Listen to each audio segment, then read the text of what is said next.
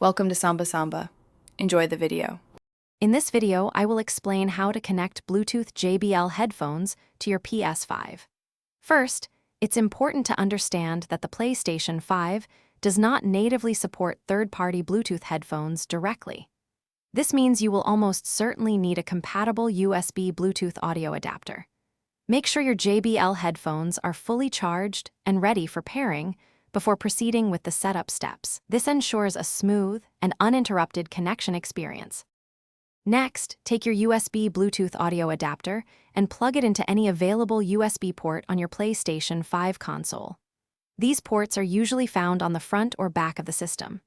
Some adapters might have a small button or a specific sequence to enter pairing mode, so check its instructions.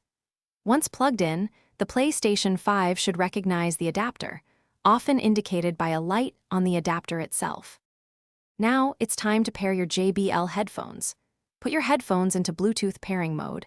This often involves holding down the power or Bluetooth button for a few seconds until an indicator light flashes.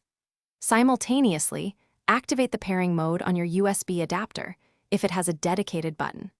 The adapter and headphones should then find each other and connect, usually confirmed by a steady light on both devices, signifying a successful link.